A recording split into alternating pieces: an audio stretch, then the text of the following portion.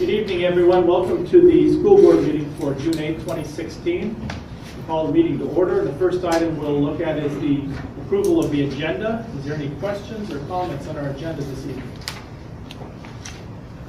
Is there a motion for approval? Approved. Is there a second? Any questions? Please vote to approve the agenda. All those in favor, please vote by saying aye. Aye. Those opposed say nay. Motion carries. We have two different cards on public comment tonight. Stacy, Scott, would you like to go first? Just a little information. Typically, we have about a 5-minute time frame for public comment per person. The open meeting laws limits the amount of discussion or voting that we can do it, but most likely Mr. Ryder would be able to share information with anything that you might, any questions you might have. So we can proceed from there. Thank you. Thank you. As you said, my name is Stacy Scott, and I am the mother of 4 children, 3 of which are currently students in the Oskaloosa school system, and so I have 1 more that will be a future attendee. I'm here tonight because my confidence in the education that my children are receiving, unfortunately, has been shaken. We live in a community where we have wonderful facilities and fantastic teachers. Teachers who invest in our kids and give their all to help them succeed, yet we have too many students that are not achieving at the levels that they should be. We have quality teachers who are leaving our district, and we have families that are making the choice to send their students to other districts. We can't ignore this, and we have to ask the question, why? Is it behavior? There are growing behavior concerns in our schools and very little consequence as a result of those behaviors. This has become a progressive problem, and unfortunately, we have a growing number of students that do not feel safe at school. Their perception is that there is no justice served when problems arise. Some have ceased to even report problems as they don't feel it will do any good. They see frequent behavior students being rewarded for their bad behavior with iPad time and special treats. Meanwhile, the students who follow expectations are punished in a sense by constantly having to be subjected to those that can't and don't follow the rules. As a result, we have kiddos that don't want to come to school because of the behavior that they have to endure on a daily basis. On a personal level, we have noticed anxiety and a personality change in our son due to the environment that he was subjected to for the majority of his 4th grade year. A classroom that had to be evacuated on a somewhat regular basis due to the violent behavior of one student. One student that was allowed to terrorize an entire class. And our case isn't isolated. Our kids are being negatively impacted by the lack of effective discipline. Lack of discipline affects student achievement. Is it the chaotic environment? Our kids come home complaining that they are unable to concentrate, they're often distracted and unable to focus on their work. This is mostly due to the small group instruction. There's just too much happening at once in the classroom and students can't effectively complete the tasks. I love the idea that each child can be taught what he or she needs in a small group, in small group instruction. In a perfect situation, all groups would be working independently, but in reality, many of our students just don't have the ability to self-guide their own learning and stay on task. This causes excess noise, disruptions, and distractions. It also leaves us behavior problem students the opportunity to cause additional problems. Our kids are coming home tired, grumpy, frustrated, and unenthusiastic about school. Our scores are not improving, and they're stressed. Stress is wreaking havoc in our children. that stress and chaos affects student achievement? Is it lack of communication? As a parent, I always want to be a part of a positive solution to any problem that may arise. There have been situations that I was unaware of. Had I known, I could have taken a more proactive role in helping my child cope with the circumstances. Open communication and transparency always has to be a priority. Communication has to be a priority among the school board, superintendent, administrators, and teachers as well. Concerns have to be able to be expressed and taken seriously without fear of being reprimanded or having those concerns dismissed and ignored. Lack of communication affects student achievement. Now, I'm not here tonight to throw stones, because I truly believe that when it comes to teachers, Oskaloosa has the best of the best. I'm here tonight on behalf of my family and the families that could not attend as a call for action. I'm encouraged by the plans that are being made, and I know that change does take time. However, we have kids who have lost out on quality and precious instructional minutes. We already have wasted too much time, and our kids don't have any more time to wait. Thank you.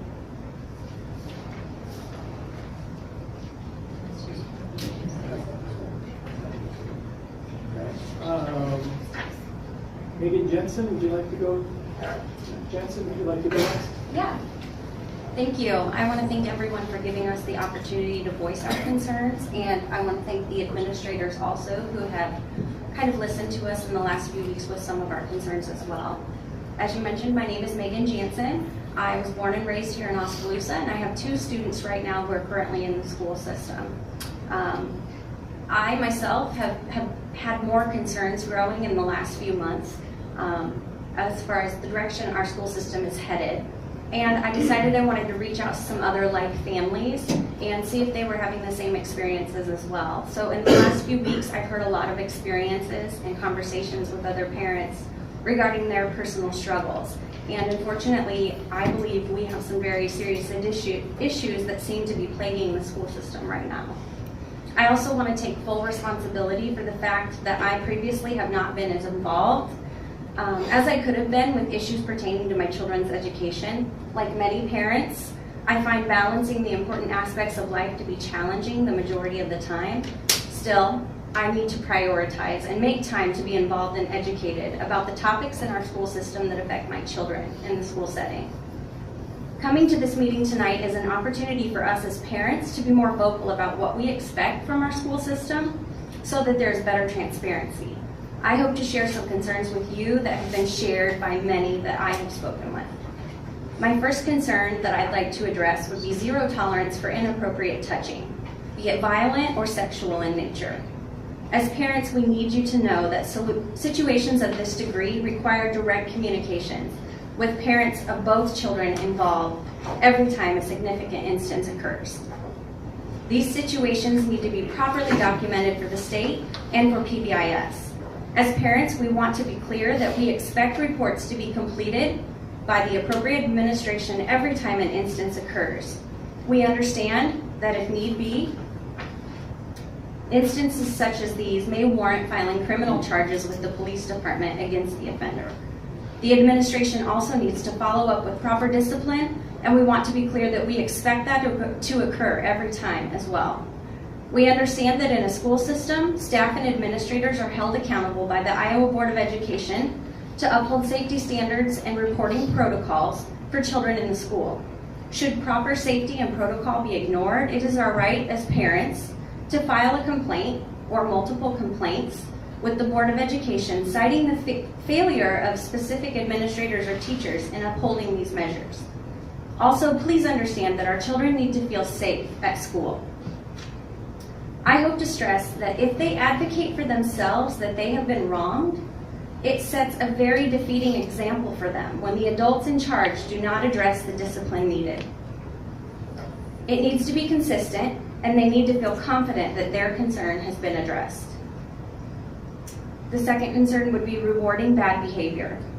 We also want to be clear that we feel you need to review how we are incentivizing kids who repeatedly portray bad behavior. The way things are currently being handled seems to be fairly backwards. We have heard many instances of kids being sent to administration for behavior issues who are not dealt with properly, and even just sent right back to the classroom. This is not acceptable to us as parents. Special circumstances for iPad time, treats, and purchasing students lunch at KFC are not fitting for kids who repeatedly offend and spend time in the office. It only incentivizes them to act out again. Also, look at it from the perspective of kids who do everything well. They behave, do their best to learn, try not to complain. What reward are they getting? Inappropriate language. We also want to stress that inappropriate language in the school setting makes students feel unsafe. If the expectations for students in the high school is that they will be sent home for inappropriate language, then why wouldn't that be the same standard for OES or OMS? Zero tolerance. We want to communicate to the administration that language and policies for language need to be addressed in the upcoming changes to the handbook. I personally plan, as a parent, to ask my child every week how many times she has heard inappropriate language at school, and if it was dealt with by an adult. It is not acceptable for her to be hearing the things she is hearing, and it's certainly not as acceptable for her to become accustomed to hearing them as often as she has. Class size and balancing classes with even needs. We want to emphasize that class size is important. Likewise, so is appropriate planning to avoid classroom placements that will not be successful. It should be a priority each year to balance these classroom placements in an effort to achieve the most positive learning environment possible. In light of the evolving needs of students coming into the system, it may be necessary to create new strategies to handle emerging issues. Communication with parents.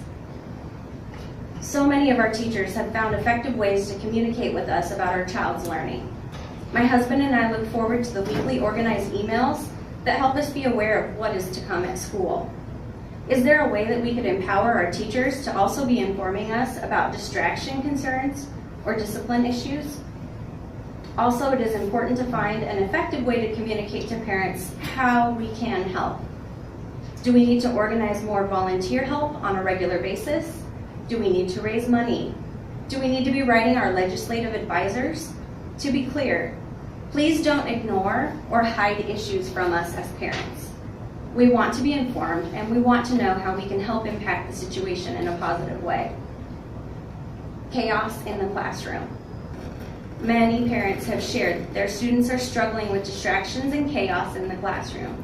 I was really surprised to hear that several other families have sought professional counseling for their children to help them deal with the stress of the school environment. This is my personal experience as well, but I don't think that it's normal. I should not have to be sending my well-behaved and normal learning level child to counseling in order for her to be able to cope with the behaviors she sees at school. My child appreciates structure. She responds well to rules and expectations. As parents, we would like to see more careful consideration given to bringing structure and discipline back into the classroom. We need to be helping our kids to develop skills that will allow them to be more successful later in life. Society is governed by rules and expectations. Why would we want to set them up for failure by not helping them learn to best operate in society? In closing, I first want to acknowledge that we are aware of the changes that are being proposed and planned, and we're pleased to know that the administration is working on solutions. As parents, we hope that by continuing to voice our concerns as honestly as possible, we will better impact a more successful future for all students in the Oskaloosa school system. Thank you very much.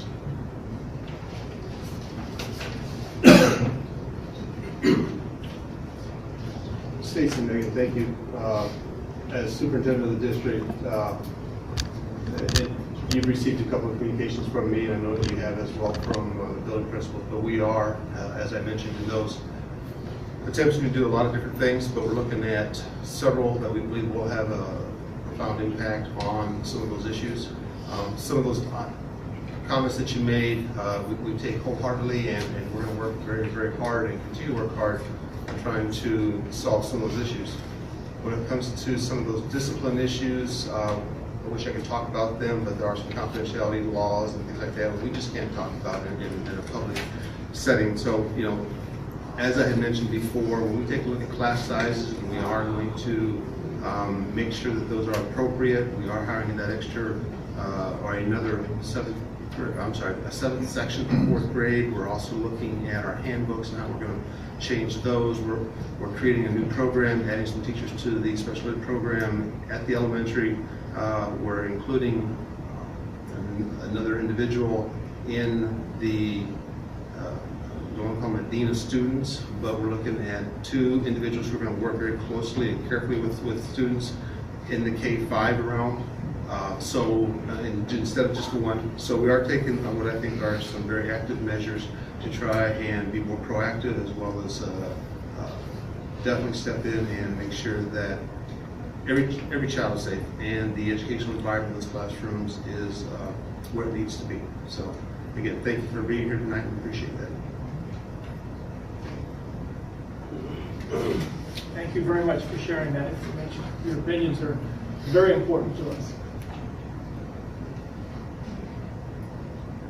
The next item on our agenda is board reports. And Craig, did you have something you wanted to share? Yeah, Carl and I met with Lyle Seafried on kind of the building trades homes. They're going to build on the south lot right next to the house that was put up. But after that, there's one more on the north, and then we have to figure out what we want to do next. And like Carl and I said, you can't wait until later. We got to start figuring out now. So we met with Lyle, had good conversation, but both Carl and I said we need to look at all of our options. So Carl and I and Dave, what's his name? Yeah, Ballard. We'll meet together as kind of as a task force, come up with some ideas, and then present it to you guys, kind of where we think we need to go and maybe what's going to cost. So that's kind of what we're looking at. Did Lyle happen to share some ideas that the real estate group had talked about? Right. Andrew Jensen. And then, yes. Go ahead, Carl. You can No, talk. no, No, you're, because you were there. No, I say it was Andrew Jensen's ideas, and you know, Craig and I guess talked about the district owns other lots, and I have personally been involved with spending money to develop a subdivision, and I found out how much money I lost in a very short order, and I don't think it's appropriate for the school to go in knowingly Oh, exactly. about the situation, and so I think the discussion started. Yes. And, Right. We'll kind of go from there. Yep. and we had a year and a half to Right. decide where. Yes. But we'll keep you abreast in the situation, kind of what we're thinking. Thank you. Shelley, do you have something for Yep, us? I actually have just a couple things, and one is very brief since these ladies came in and talked. I went to the last elementary PTO meeting because I think they're going to talk about student assessment and scores, and I thought, hey, it would be good to listen to parents kind of talk about, you know, what they're thinking since we've been kind of been working on some of the activities and goals. And I know Stacy specifically was there and expressed there was a lot of parent discussion, not necessarily about assessment scores or any of that. It was more about what's happening in the classroom and behavior. And so I think they expressed it probably better than I would, their communication, transparency, and how we're going to deal with that. I think some of the steps we're taking will be helpful, but I think we need to keep that in front of us as a board. So that's all I had on that, and then I was going to hit this. It looks like Charmaine is out there. With the work on the student handbook, the elementary, do we have parent involvement in that? Are they working with you? As far as Mike and myself and the other two, at this point, no. We've got our Dean of Students, Carol Peterson. We are looking at other models, other examples from other districts, bringing them in. We've worked with the ABA. We've had language discussions about Maybe it's a specific possibility to kind of lighten things up and get some parent input, because that's a good way to help build trust. Yeah, I'm not opposed to parent input in that. I And think the for big them to thing is, help you with that. yeah, I think the big issue there will be knowledge of specific laws, whether it be ADA and special education laws, but They can do it. They So- can parents. Mike and I'll have a conversation about that tomorrow morning, and we'll see if there's an opportunity there. And I agree with you, Sherman, but I think also it would be good to have a board member or two, because I'd like to see the document before we get it and then we have to vote on it. Right. Agreed. I agree. So, that's just what I'm thinking. Are we all kind of in agreement? Yes. I think, yeah, this is a situation where I think the more we can reach out to parents, the better it's going to be in the long run. I think just bringing them in and helping and letting them be a part of finding the right solution will help a lot. I will say in that meeting that I sat in, I guess Mike was there too, all the parents, even though they were expressing concerns, were also looking at how can we be part of the solution, how can we help. So I think there is good ground for me there as well. So. With that being said, we've got the parents we talked about pulling in, we got a board member or two pulling in. I think you need to pull a teacher or two in. Yes. Because here's what happens, a lot of these things deal with the PBIS and your expectations.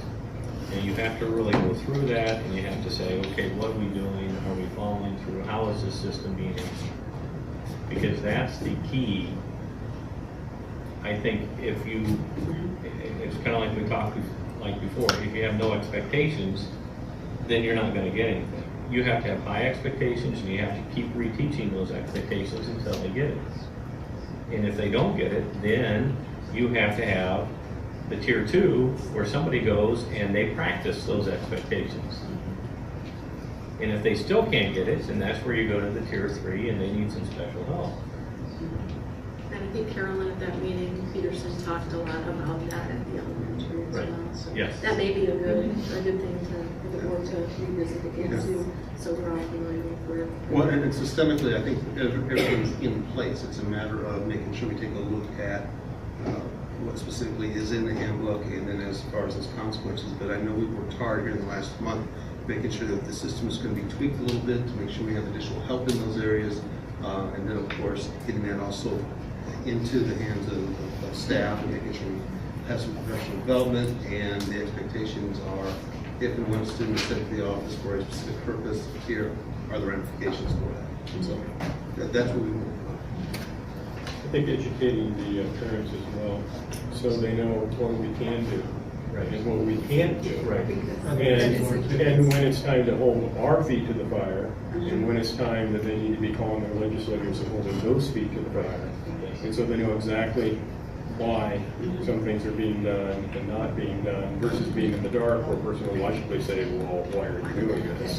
This is insane. Well, yeah, maybe, but we have to. Right. Exactly. Well, when you bring up the disciplinary laws, that some of them we can't share, or what you can share and what you can't share, I think that I agree with you that we need to be able to see what, they need to know what teachers can do and what they can't do, what is in the realm of the law. And I think you could also explain to the parents how that, like a kid that's on an IEP for behavior, you don't have to name any names or anything like that, or, well, this is the set of rules that we are bound to by law, what we can do and what we can't do, and we're going to do everything we can. But they need to understand that, because I've heard some of these complaints and things like that, and tried to do my best to educate, and common sense says, why are things this way? And I think the parents are legitimately angry about things, and we need to do better, but there's also things that they need to understand that, well, we're kind of wearing handcuffs here. So I really think this is a really good opportunity to start practicing that communication and that transparency and working together. Well, I would have to be the very short part. I was gonna say. So, Sharma, and Mary and I met the other day, or just yesterday, a couple days ago. I don't even remember now. So, from our last meeting about assessment scores and the graphs we went through, we didn't have some of the data, and so we talked about where we at closing the gap for our board goal. And it's not on the agenda, so we can't really get into big discussions, but we put together some graphs for everybody to kind of take a look at, and you can use in our goal setting and our evaluation of did we meet goals. So I didn't want to take up a lot of the time, but that is what is there. So you're going to see, I think I labeled each page fairly well so you can see what they are. Okay? We appreciate you two doing that, and Ross is working with, and Mary, working, because it's data. We're in a world where it's data driven. We gotta know. Actually, Shelley picked it, the number of fingers on the computer. She has those skills. Somebody had to I get can all the look at it data, and say, so I didn't. that's not good. Yeah. So. And we had talked at one time about July being a month to talk about goals for the board for the next school year, so that's a good time. Yeah, but I want to get that out, so your last few are just, I did graphs of each grade level. I did each class of. I also did a graph now, so you can look at same set of students over time. So that's what you have. Okay? Thank you. Yep. Thank you, Shelley. Any I other? have- Okay, Carl? I have some comments, and I'm going to try to shorten them up. Just for information, Stacy Scott and her son Rob have 4 kids, as they said. They live close to Eddyville School District, Twin Cedars School District, and Albion School District. And they were here trying to improve the situation here, and they do not want to open and roll out. Happened to be one of my customers, a very good customer, and I spent over an hour at their kitchen table one morning listening to the horror stories from the elementary school. So anyway, I think these parents, and I don't think that, or they've been gone like a lot of people, when they come to this board, they're coming here with the anticipation that we are going to do something about it, and that they don't need to open or roll out. We're going to straighten this out. And I believe that if Mrs. Scott was correct, there is 30 to 40 parents meeting together as a group to discuss this very situation. So it's not just 2 people, it's a big group. And I probably caused the discussion when I showed the graphs on the math curriculum, on the math standardized scores, and I was kind of pleased to read the newspaper. It said homemade graphs. I thought that was pretty unique. I didn't need a computer to make them. I was actually, when I presented that, I was actually planning on getting hammered for even talking about it. I actually got no negative comments from parents or the community. The interesting thing about it is not once did anybody talk about our poor quality teachers or poor quality facilities. Everything of that was top rate, top flight. Nobody had anything to say. I attended the academic awards meeting, and afterwards went for a cookie wondering who would have something to say, and then the grandpa type person came up and said, "When did you go on the board the first time?" And I said, "I don't know, I think 1978. "Oh, well, I was in town then, and I moved away, and I came back. And you went on the board then, there was major issues, and you and the board straightened them out. Are you going to do something about it this time?" So that's from the grandparent side. I have never received so many affirming calls to get something done. And I had one letter from a realtor that told me our school rating was affecting the realty business and the housing market in Oskaloosa, and I think that's pretty sad. I want everybody to know that when I started on this, it was fairly emotional, and the emotion's gone. It's just simply facts and figures, and I think we just need to get it done. When I had an opening, when I ran for the board several years ago, I didn't understand why we had resignations from the board like we did. I think I'm beginning to understand. Something I really have a hard time with is Greg McCulley, our elementary counselor, has been sounding the alarm since before I came on the board. And as late as April 21st, Greg sent an email to the superintendent, the elementary principals, and 3 board members. Our board president's response was a reprimand because of chain of command. I have your response, Tom. It says, Greg, you've been a school employee long enough to know what the chain of command is. I expect all staff members, administration, and board members to follow the chain of command. As you have concerns regarding students or staff, please contact the building principals first. You might think that's the appropriate way to treat it with the problems we've got to send a response like that. I want you to know, Greg, you can call me anytime, and any parent can call me, and any teacher can call me. And if anybody wants to make an issue of it, I'm ready. These parents came to us tonight not to open enroll, but they want to keep their children here, as is said. This is what I think will be required. In 1 year, we have to make huge improvements in classroom behavior K-8 because the middle school is not exempt from the parental comments. Or I will try to terminate the administrators responsible. At this point, you can be my brother, and if the job isn't done, I would vote to terminate you. It's just a simple matter. Do the job, straighten up the school systems, or we'll find a replacement. Number 2, call the police immediately when we have a disrupted student. There is no student that is allowed to assault a teacher, another student, or anything. I'll be willing to have our picture on the national news that we handcuffed a kindergartner, if that's what it takes. Other students' education should not suffer because of a few. Let the parents go to the jail and pick up the student. If they do that a few times, they'll change things. My understanding is from the parents that contacted me that we have students without an IEP who can cause disruptions and causes classroom evacuations. And they do it on a regular basis. I know we have a special section and everything, and I'm very supportive of the work that's going to be done. But I think this board needs to go on record as never before that the zero tolerance that we've talked about, everything takes place. I think if some parents went to the jail and picked up their kindergarten student or their second grade student or their fourth grade student, I don't think they'd want to do that very many times.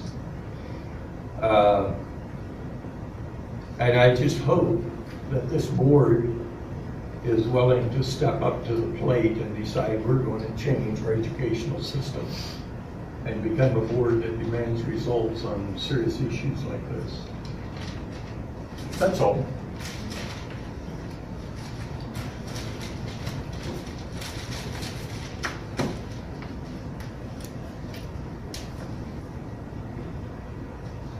Comments, questions? Any other comments on the board reports?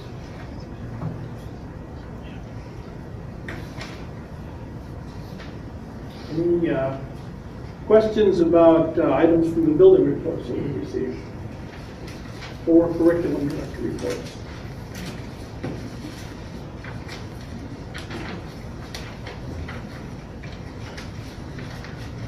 These are the year-long reports, right? So. Did you want? The end of your. I think that's the ones we got Oh, this the time. end of the year. Yeah, Yes, yeah, yes, this yes. year-long or end of the year, Yeah, sorry. the end of the reports. So I think I might have had one in the middle school, and it might just be I didn't understand. You have read into your looks like them. Go back 3 pages, 4 pages back. There was read. Oh, that's just my own notes for myself, like noting how many kids maybe the behavior incidents happened. I could talk about all those, but I'd be here all night if I go through every little note that I make here as I'm reading. So I think it was the PBIS, might have been the PBIS stuff where there was like tier 1, tier 2, tier 3.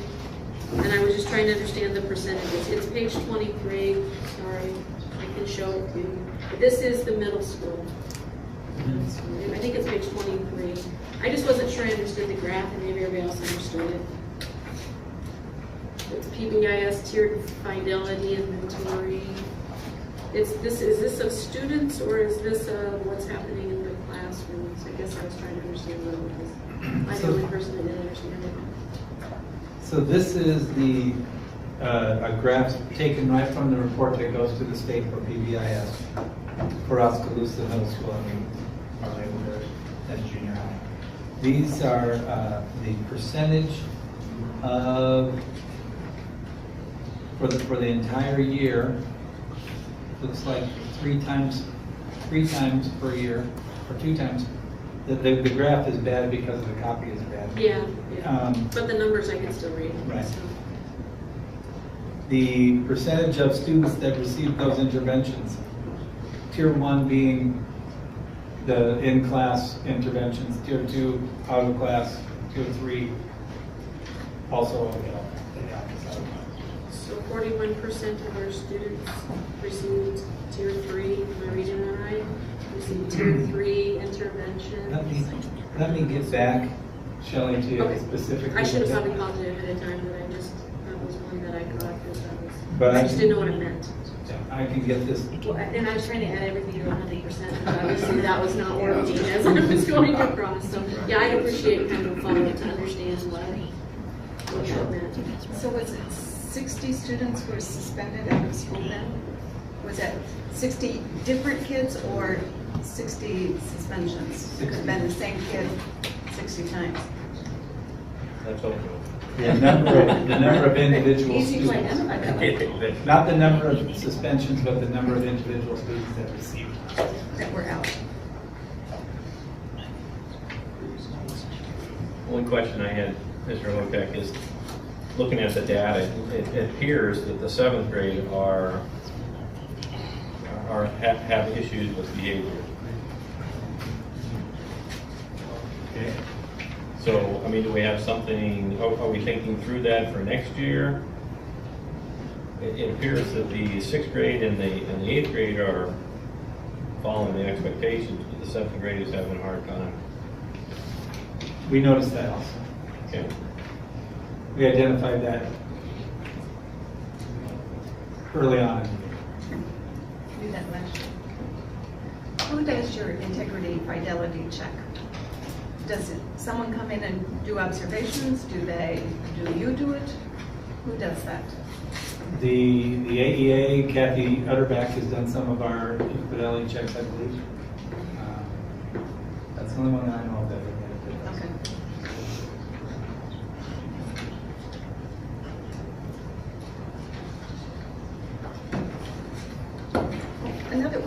What's the difference between at-risk and free and reduced lunch? There were 2 different categories, and I didn't know how you define at-risk. Well, there are a list of criteria that students who are identified as at risk meet. Okay. And I wish Greg was here because he Yeah. could have told that more. There's a long list. And free and Okay. reduced is just from our identification That's- of yeah, that I know. students who are. Yeah. And when, was it the 7th grade class that had a very high special ed identification rate? Yes. Like, really high?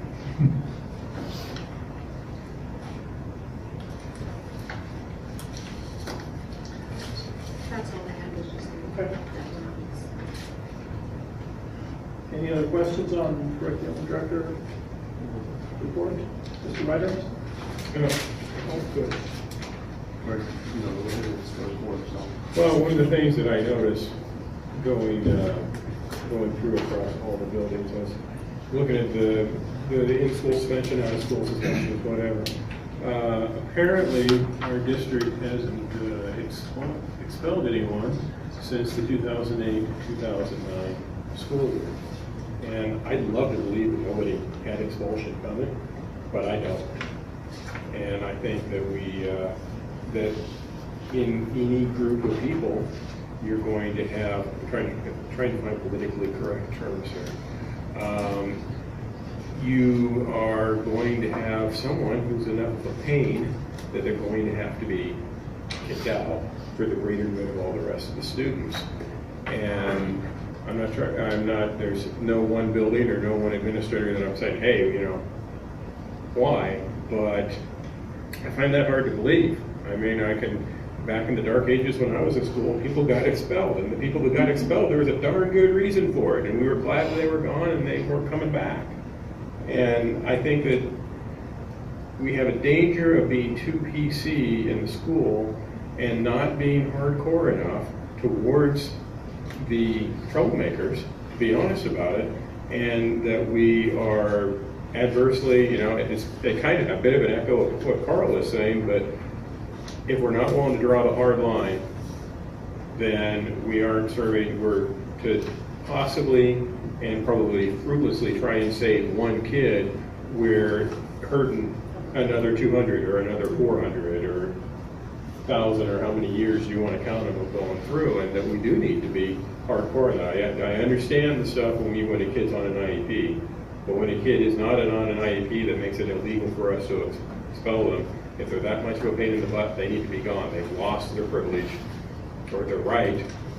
If you go to prison, you lose your legal rights. And because you were bad enough that happened to you. If you're a kid in school and you're that bad, you need to be gone and not be taking away the education from the rest of the students. And I think that I do think that it's just, I've seen it from day one with my kid being in kindergarten in the district and just going through, that things have become worse and worse and worse. And I do think something needs to be done.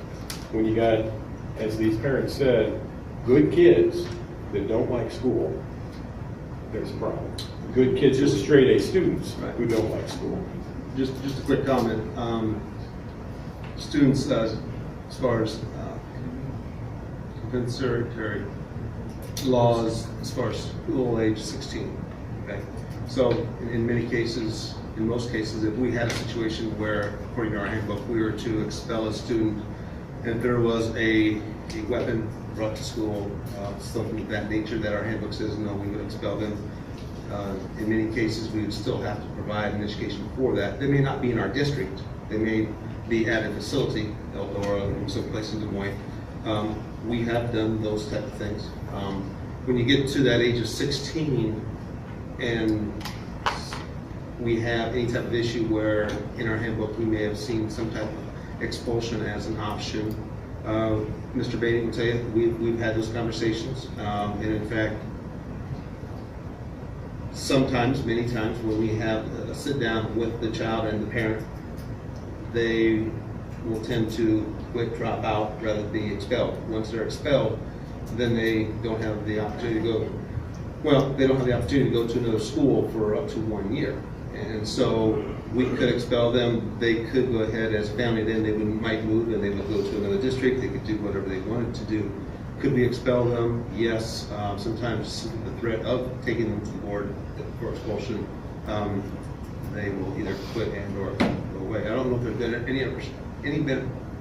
I don't know if there's ever been a student that we have had conversations about possible expulsion that currently is at least walking in our high school hallways.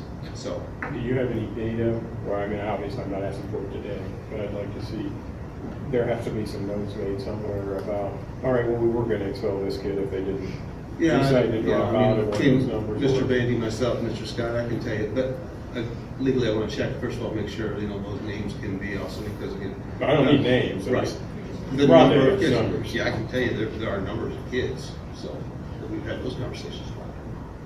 So, again, we try to follow the handbook. We try to follow the legal guidelines and laws that we have in front of us, and sometimes it gets us in a difficult situation. Well, as I said earlier, that the parents also need to know when it's time to hold legislators' feet to the fire. Well, that's part of it, but we can have a larger impact specifically in our buildings with what we do, how we behave as administrators, how we act with the students, and how we enforce that handbook. So we'll continue doing this. High school, I was also surprised, or maybe it's how it is, about the percent of credits earned over at Webster. That seemed low. Or was it, especially for younger students, that they weren't gaining their credits? What we have found with Webster, what we have found with Webster is, as the student matures, they tend to start caring a little bit more. They would like to get out, so they start trying. So the credits are then earned. We don't like to place freshman and sophomore over there because we feel that they need to be in the building. We need to have them where we can work with them, and usually if they fail once, we put them back into the classroom. If they do it twice, then we look at credit. Or credit recovered. Right. Okay. But I was just surprised if those young ones weren't paying close enough attention to their life to earn those credits. What we try to, and what I tell our teachers is that it's basically you're pounding the rock, and you keep going and you keep going, and at some point that light flickers and then it'll turn on, and that's when you can start feeding them. But until then, they got to keep going. So will we have a replacement? Is someone to staff that program then next year? Yes. Yeah. Okay, so that we didn't just do away with No. that position. Okay. Now, I will say that we've gone from a full-time middle school, full-time at the high school to just one full-time. We're going to split 0.5 at the middle school, and at the alternative program will be at 0.5 in the afternoon. Okay. With the number of students that are out there, knowing that we can get them into a classroom, they can work, also allows them to hold a job and work, be there for the half a day, continue working towards their credits for graduation. I was just thinking that we didn't release that. No, we have not lost that. Okay.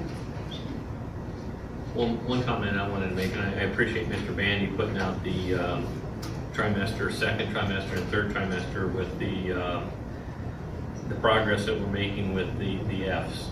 You can see that it is, and I asked you that question earlier, was it specifically a subject or whatever, and your response to me later on when I called you is it's more or less the freshmen coming in, and you can see the data.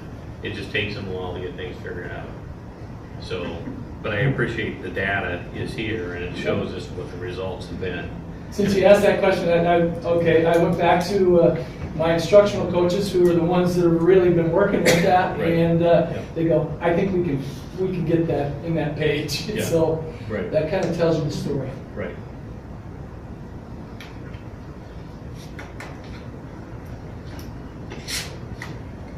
Mr. Ryder? Just a couple of items. With the end of our litigation on the high school flooring and the elementary flooring, we're now looking at the process of how do we then correct the problems that we have. And I've been working with, or at least having conversations with an architectural firm out in the Des Moines area, ask them what are some of our options, where we could go to visit, maybe possibly look at some of the floors, whether it be at schools, churches, and look at whether it be VCT tiles, carpets, whatever. And so just want to let you know that we're in that process, and I might be taking a half-a-day trip someplace up in Des Moines to check out a few different buildings to see if something like that what might be useful for us. Summer maintenance items, a lot of things are ongoing. Tennis courts have been repaved, and that's in the process of hopefully will be done. Those fences will be finished up here hopefully by this Friday. I sent a little picture around. We had that grant from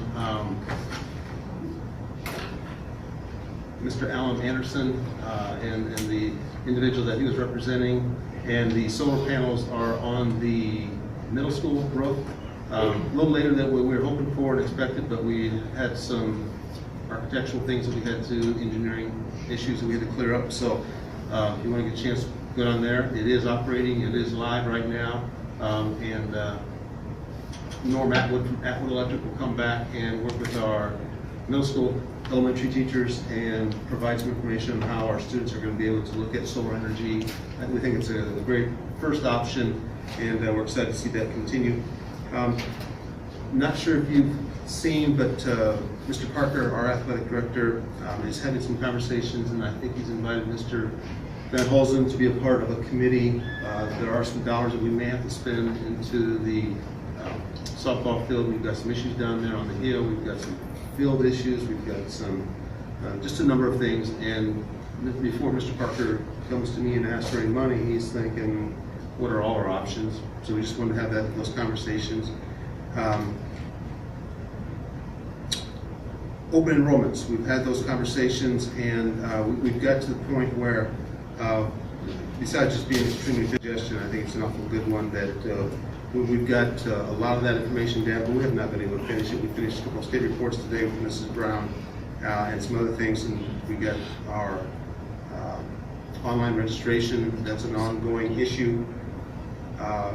So I called Darcy, and Darcy is the secretary of the middle school. She's got some time off, and she said she would be willing to come in for just a day at the most, day and a half at the most, just to finish up on all the information that we are looking for.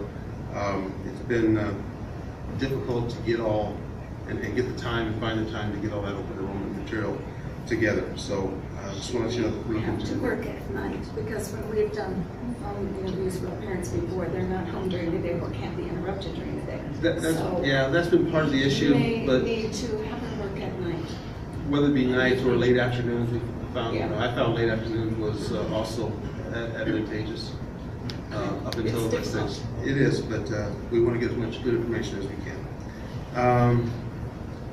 Just want to say tonight is Dr. Cooks's last board meeting here, and appreciate all the things that she's done for our district, and want to let you know that we plan on providing her a nice little plaque and information. But thank you, Dr. Cooksey, for being here. Accepting that job in Ankeny was something I know for you and your family is going to be a very positive move, and thank you for the 7 years that you've been here. Appreciate that. Any questions on the summer maintenance items that maybe you have for us? I was going to mention and have comments about the other issues that are going on, handbook, working with all the buildings on making sure our handbooks are up to date, conversations, looking at that data, looking at the test scores and all that data. We're still quite busy here in the month of June in this region. Okay? That's all I have. Thank you. Next item on our agenda is approval of minutes, financials, abstracts. Are there any questions or comments regarding our minutes, our financials, or abstracts? The only question I had, we had the basic skills or Iowa assessment. And how many students took the test? Do you know? Right off the top of my head, I don't know as far as per building. We'll just get that. I'm just trying to figure out what it was per kid. Mary, what are we being charged per child for those Iowa assessments? Between $5 and $6, I think. And we're getting some state monies for those too. Yeah. The Smarter Balance is going to run up to 30, but I was thinking more in the neighborhood of about $6 to $8. Somewhere in that. Title $6 pays $6. just for that, barely. Yeah, it doesn't pay. It doesn't pay even for all of it. Yeah. We pay right around $13,000 a year. Yeah. That's what's in here. Oh, Yeah. Yeah, and I think that's why he's asked the question, Yeah. the dollar amount. But again, we are getting those Title $6 to cover that, but it doesn't cover the whole thing, but probably 90%. The concern will be if it goes to the Smarter Balance and now all of a sudden it goes from the $8 per child up to 30. I think that's one of the reasons why the governor also said, we're not going to mandate that this next coming year, because if we are going to mandate it, then we want to make sure we provide additional funding, and maybe the Title VI funds would triple or quadruple. Okay. In the interest of time, Tom, I only have one question. Okay. On this page, Chad, there were 8 items on the left side, there was only 7 numbers. Okay. So there's one missing, and I think it's got to be I think it's the auditor is what I think is missing there. If I'm in error, but along the left side you have 8 items, and over the right side I have 7 figures, and I'm drawing arrows. And That is FLRC. Yeah, trying to look at the numbers here. It's probably FLR Sanders that's missing, and the 62,000 goes with the auditor. okay. But, well, I guess it would be back here.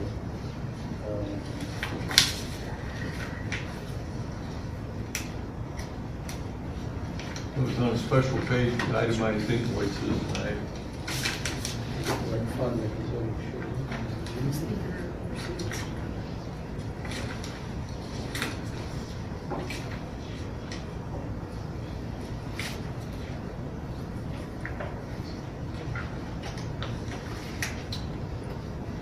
Haskell County Auditor is indeed that $62,391.14. And the Apple computers was 205,000, my memory was. Yep. FLR Sanders, which is, I would have thought we would have paid that, oh, yeah, probably. Let's see, a couple of sales tax, it should be.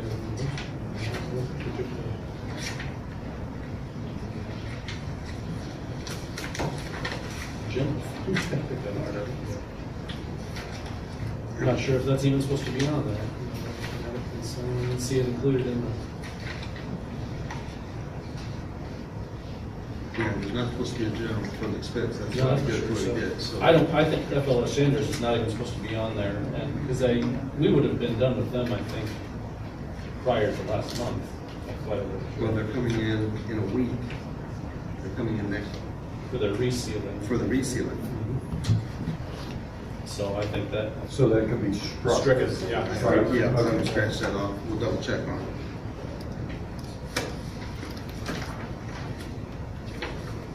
Sorry about that. No, I'm keeping an eye on this. You were just testing them out. Yeah, that's right, exactly. Got out. Nice thing I got. Chad, regarding the financial reports, Yeah. any updates or information you'd like to share on those? Nothing consequential there, even though I wouldn't mind, mentioning that I think Mr. Parker, has probably chief responsibility as far as how the activity fund flows, and been, encouraged of the direction that that's kind of turned as far as its trend. So hopefully that's the case, and I know he's been very cognizant of the financial side for the activity fund. So I think we're seeing the results of it.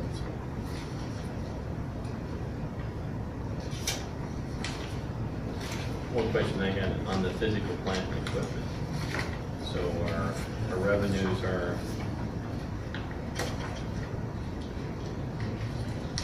so we just look at the percentage. We got 100%, and we got 129.1% of our. What we budgeted, correct? Yeah, okay. Is that what we were planning? Is that because of the computers then, or? Well, in the case of, this is, Pebble Fund, that the budgeted line item, and this is, kind of goes back to some of what I had mentioned a couple of months ago when we were talking through the certified budget, is typically Mr. Ryder and I have been fairly conservative on the revenue side, and then when you construct, you figure about 99% of the revenue, then when you construct the expenditures, you'll put them so that you're not going to be spending more than you're bringing in. And really, in this case, at the end of this particular month, we have spent more than we brought in, but we've also brought in more than we expected to bring in. And Pebble can ebb and flow quite a bit from month to month, but what you're seeing is correct, that at least for this, at this point of the year, this fiscal year, we have taken more out of Pebble than we've had to bring in for this particular segment. So it'd probably be like that nutrition, was at one time we were behind or something, and we were gonna get some more in, and it balances out over a period of time. Yeah, it balances Okay. out over a period of time, and, but that is something for Mr. Ryder and I to watch, is to, not tax the Pebble Fund too heavily for, certain expenditures. Okay. Fortunately, it still is healthy, and when Right. we have certain items, our middle school boiler that is in need of replacement, there's a few items out there that, we'll continue to work with on, whether it's a sales tax fund or a couple fund, some transportation needs, but even in transportation this year with the buses, we're not looking at capital gains or spur. Okay. So we'll be in pretty good shape.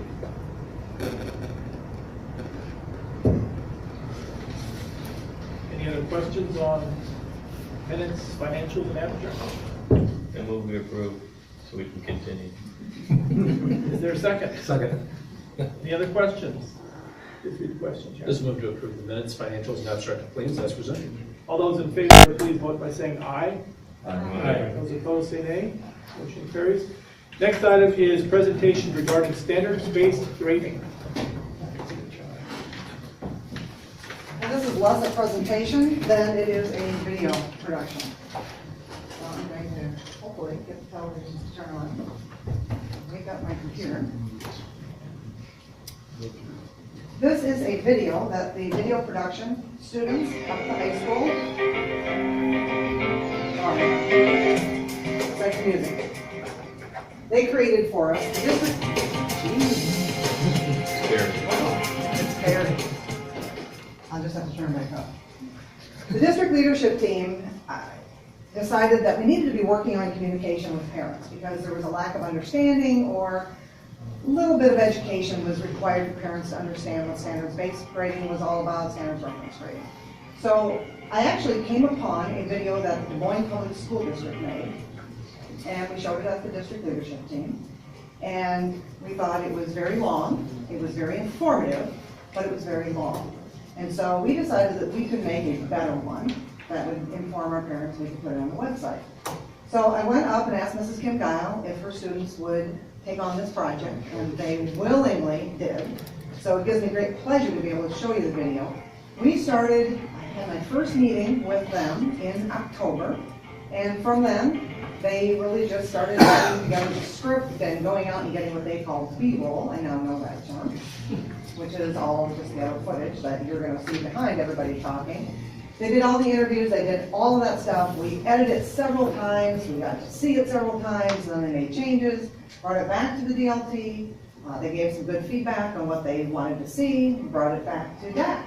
And they gave some really good feedback. At that point, it was almost done. We went back and made 4 more revisions, just 4 little bitty tweaks, and what you're gonna see is the final product of all that. So what the goal is to put this on the website, and Sherry is going to work with Mrs. Guile to get it into the right format so that she can put it on YouTube and then update it and upload it to the website. So I will put the sound back up, and then you will get a chance to see Noah. You have questions at the end? We'll answer them. Hello, my name is Noah Heineck. Recently, the Oskaloosa School District has implemented a partial standard-based grading scale. Now I'll be walking you through what that means. Standard-based grading is a system based on numbers instead of traditional letters. Using this scale, students receive a mark of 1 through 4. 1 is not meeting expectations, 2 is progressing towards expectations, 3 is meeting expectations, and 4 is exceeding expectations. However, when our district implemented this scale, they combined traditional letter-based grading with standard-based grading. Oskaloosa had an opportunity to move to standards-based grading. We really wanted to take a look at and really know that grades are really an antiquated way to look at grading, and we wanted to provide more feedback for parents of where kids are at. And so by looking at a standard-based grading, it really is about the feedback that kids are getting along the way. Have parents be able to view that in that terms and in that way. Even kids being able to view it in that way. We thought it gave them an opportunity to really take some ownership in their learning. I think the feeling was that when you have standards-based grading, the student and the parent each know more about the student's learning than if you just give an A, B, C, or D. It breaks it down according to specific skills and shows the student how they're doing for that specific skill. By using the standard-based grading system, students, they know right away what the expectation is. So if they get a 4, they're exceeding the expectation. A 3 meets expectations. A 2, they're progressing toward, and a 1, they do not meet the expectation. So it helps the student know where they're at on the scale, and it also helps the parent know where they're at as well. Oskaloosa has been making a shift to standards-based grading at the elementary levels, obviously, and that's been progressing towards the high school level. We are not standards-based graded here at the high school. We're standards reference graded here at the high school, which that means that our students still receive a letter grade in addition to the 4-3-2-1 associated with the different GLBs and the skills that the students should be able to do in each class. GLBs are grade level benchmarks, and they are determined based on the standards that I need to teach. So I'll look at all of my standards that I need to teach, and I'll break them down to benchmarks, specific things that students have to learn to achieve those benchmarks. And so, when we think about the learning target is really about what kids can do. And so we want them to be in kid-friendly language. It's an I can statement, typically. And some of them might look like I can be able to decipher vowels and consonants, or I can identify the root word. So it's really centered around what students are being able to, what they should be able to do. It's not about what the teacher does, it's about what the kids are doing. Which we want our students to learn. So if posted over here, I have learning targets. 100% of my students are going to score at least a 2 or better on their grade level benchmarks. A GLB is a benchmark, and within that GLB are specific learning targets. So for example, my first benchmark in 6th grade math is number sense. So we first focus on powers and exponents, then we go on to order of operations and so forth. So those are learning targets within the overall benchmark of number sense. I would say that it's easier to give feedback that's more specific, whereas a grade seems like a general broad statement. Standard-based grading is very specific in what the students are strong at and what the students need to work on. Initially, there were concerns that it was going to replace our grading system. Now it appears that it is working its way up. That currently elementary students don't get grades, they just get standard-based benchmarks. And at the middle school in 6th grade, they just use grade level benchmarks and not standard scoring. I know there's conversations at the high school about it.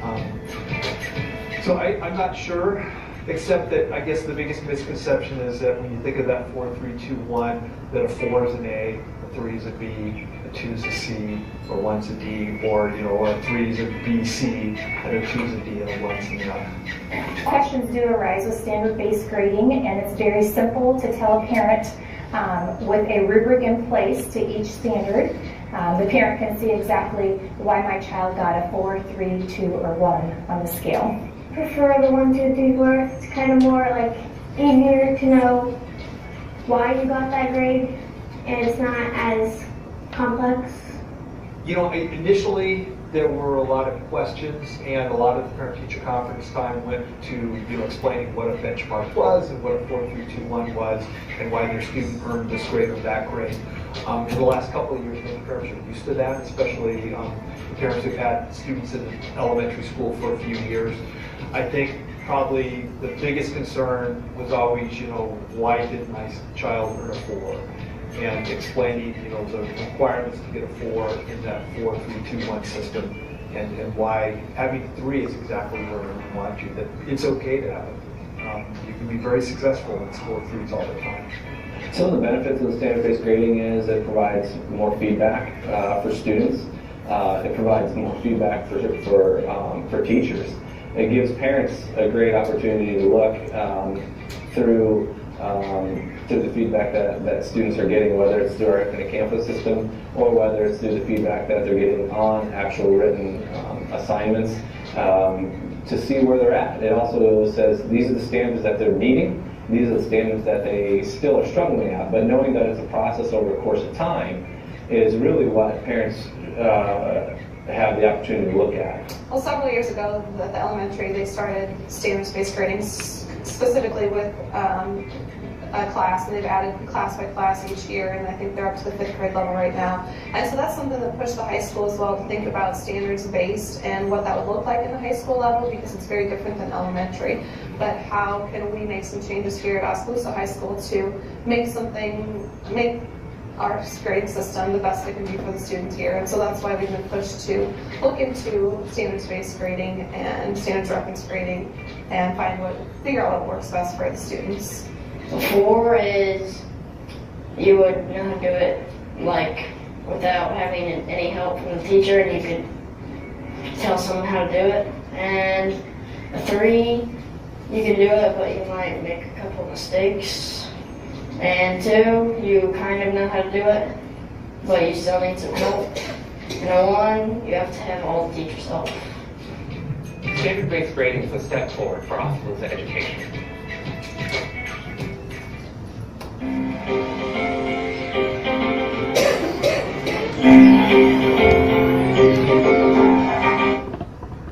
I tell you, they did an exceptional job.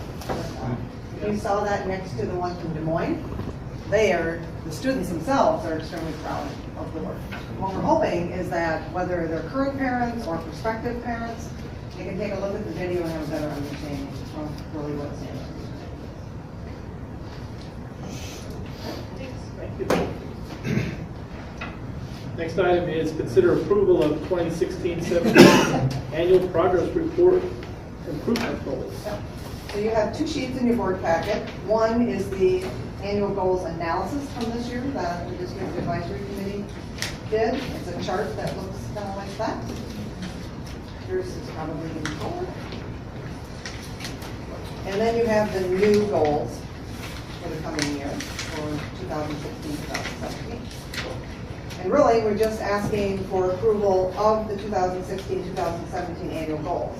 Now, we weren't sure going into the last district advisory council meeting whether or not we were going to have goals or what even they were going to look like, since we know that the ESSA is now going to be in place and the annual progress report will be no longer after this spring.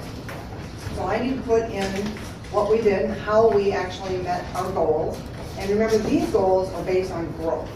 So what the district advisory committee was looking at is from each grade level in math, reading, science, social studies, and the 21st century skills, they were looking to see if as a body, the 4th grade, 5th grade, 6th grade on up, made at least 100% growth or 1 year's growth.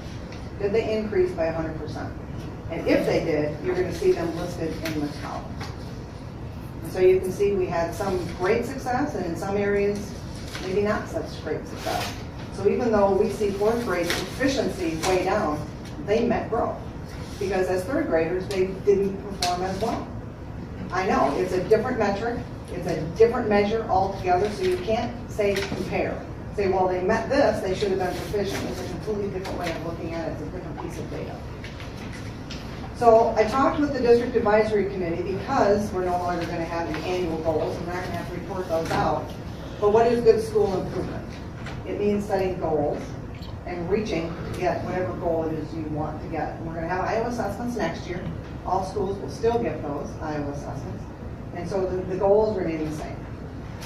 So you can see that for reading, math, science, social studies, it really is just about whether or not they've shown 1 year's growth.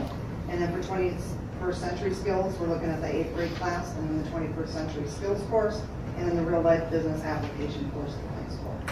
So I present these to have the board approve them for 2016-2017.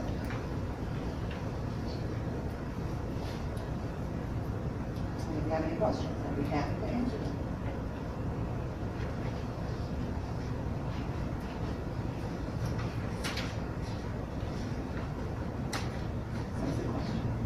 I know last year It'd be you- interesting to see how the state guides or what's the next step. Great. And reports. I think next year at this time, we will have some very different goals in place for the problem. And I know last year you struggled with the board goals and how these might be aligned or not aligned to that. And maybe you still have some questions about that. I think we felt fairly comfortable this time last year, keeping these as the annual progress goals and having the board goals slightly different. And I don't think we felt that there was a conflict there.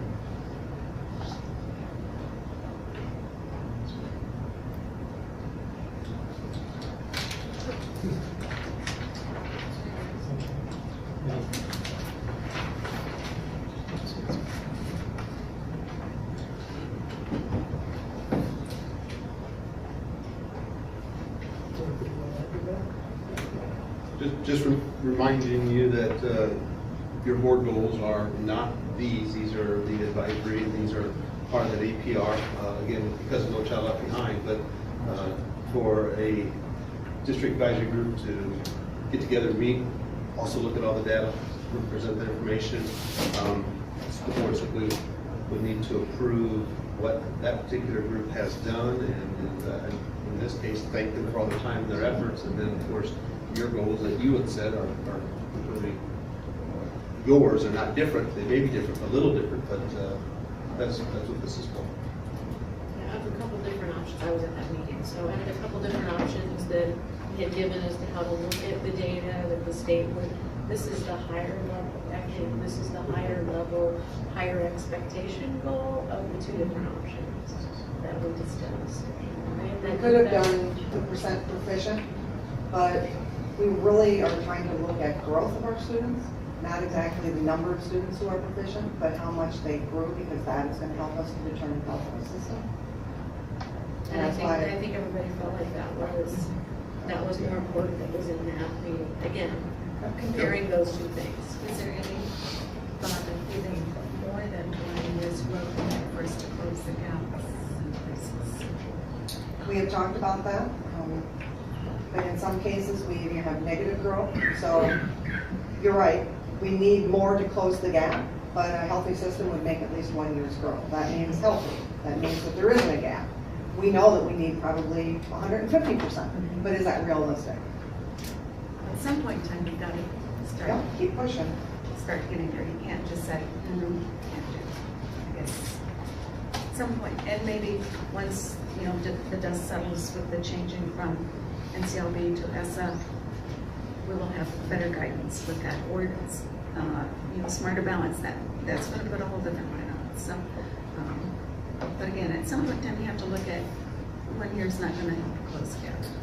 Agree with that, Sharma, and I think most districts, the main thing that we have to do with APR goals, we could make 1 grade level as a goal, according to annual progress report.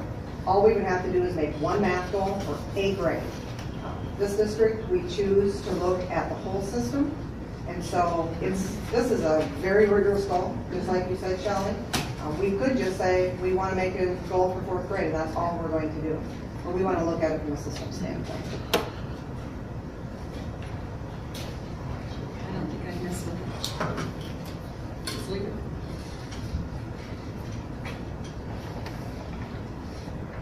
Any other questions, comments? Is there a motion for approval on this? Is there a second? I'll second. Any other questions for Dr. Cooksley?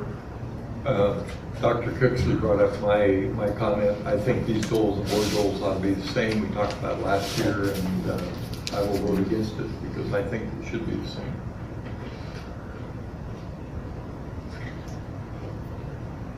Any other questions? Please read the question. It was moved to approve the district's annual improvement goals for 2016-2017 as presented.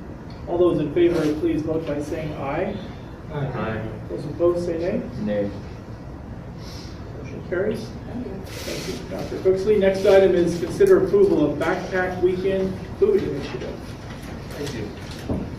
Jan, good evening, and thank you for being here tonight. Good evening, I'm Jan Palmer. The agenda says consider approval of this. I think you already did that. I'm just giving you a year-end report. Okay, great. So thank you for letting me come and do that. It's been a good year. Well, Sorry it took so long to get to this point. Well, just a quick comment. I think initially last year, the board said, well, let's go ahead and approve it for the year, and we'll take a look at it, we'll see, we'll get the data, we'll have a conversation if we think it's something that's worthwhile and good, and then we'll, at this time, we will continue on. So that was the only thing. My hope and expectation is that we will then have it approved again for next year, and we'll just continue on, but that's the reason why. We received information about the middle school program perhaps getting approved. I don't know if that's. The middle school at this point probably would not, I'm not gonna say it's not an option, but Not looking to approve that tonight. not tonight. That's a whole other ballgame. Yeah. Jan, thank you. It's been a good year for us. Just to review, this is what we call the Take-Alongs Weekend Food Program, where we send a bag of food home for the weekend with children who can benefit from that. We began, the first bags went home October 2nd, and the last ones were delivered May 19th. We had a total of 1,608 bags delivered. Anywhere from 40 to 51 bags per week. Average was 48. We had some feedback late winter from teachers, some kids. It sounded like the teachers were pleased with the way that it was run, the process. It was satisfactory, it was working well. The students, it's kind of hard to get much out of them, but what we heard was that they appreciated it, and they looked forward to the bag in their backpack. We had a good volunteer base. We lost 300 volunteer hours, and I think that's a very low number. It's probably more than that, but we'll say that for now.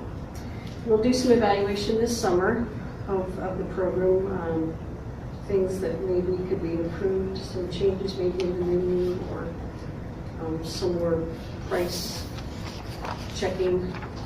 It may be tweaked a little bit to hopefully start it up again this fall.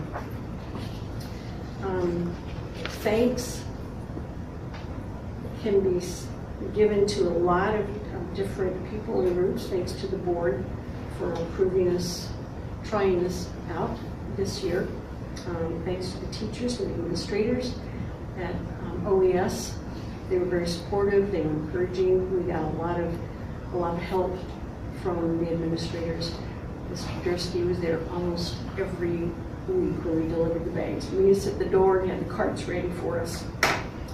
We had 70 at least volunteers who took part in some way during the year. We had our faithful bagpackers who were there every week. Well, we got so that we were doing it 2 weeks at a time, but they would come on a repeated basis and help us out that way. We thank United Way for taking us on as one of their projects for the SHARE people who let us use their facility. We stored all of our food products there, and we used their facility to pack the bags. Our contributors, individuals, churches, community organizations, we had a good base. And our local businesses where we did our shopping, they were very good to work with us. So I can give you these facts and figures. I can tell you it was a good year for what we wanted to accomplish. Our goals, I think, were reached. But I think the bottom line question is, did we make a difference in the lives of kids and families? I don't know. I hope so. And we'd like to just keep trying. So, Beth, do you have any questions? I'm sure you have done that, benefited the kids and the family. We have a similar program at North Mahaska, and you can see it with the kids. And for your standpoint, you're putting them in there, you don't get a chance to see the kids, possibly, but it is, for some of the kids, it's a difference whether they eat or not for the weekend. You hate to say that, but the truth is there.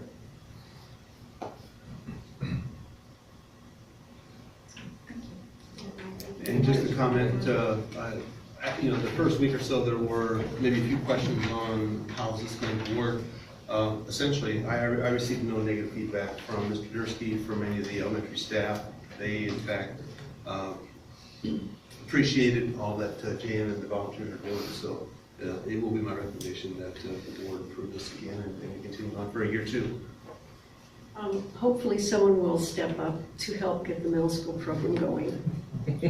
We're still looking for someone to do that because they needed to. Yeah.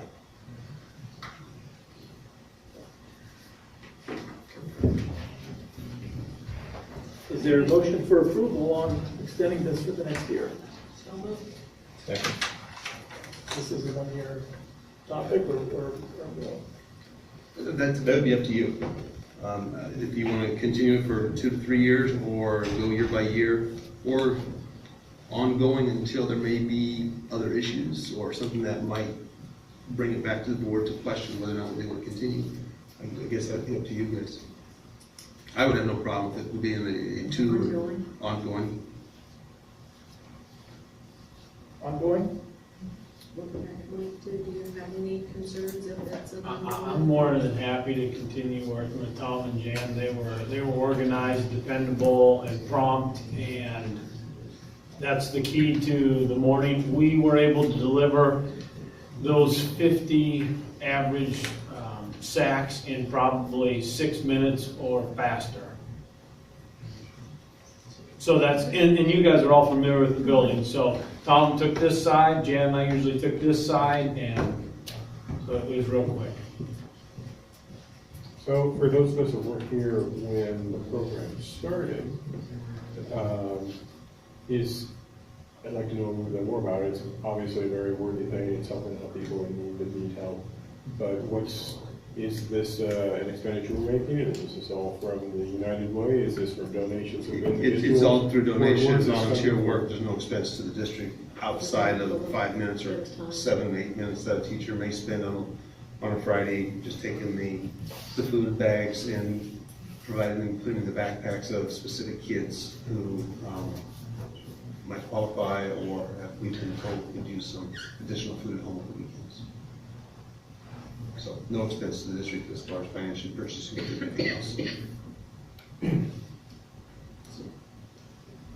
I move we do it as an ongoing issue. Unfortunately, I don't see the need going away. I haven't going to do it as an ongoing. So we have a motion and a second. Please do the question. Just move to approve the back-to-back weekend food initiative for the Oskaloosa Elementary School as presented. All those in favor, please vote by saying aye. Aye. Those opposed, say nay. Motion carries. Next item is consider resolution authorizing transfer of property ownership. This is merely the last step in selling the construction trades house. We've gone through the hearing, we've had identified the terms of sale, and in this case having Jason Carter as our realtor to orchestrate the sale. We've approved the sale, and now this authorization to transfer property ownership gives the authority of the board to Tom to go in and basically close the deal. And we originally told them, not prior to June 15, and I don't know necessarily where that schedule is. Greg Life obviously has been doing some of the legwork as far as title opinion and the like, and they'll obviously identify a date someday after today. And I gave him the dates that the board have approved all these things, so they should be set to go. And we'll contact Tom then for a date to close, if you would approve the resolution. I'd move approval of the resolution authorizing transfer of property ownership. Is there a second? I'll second. Questions, comments?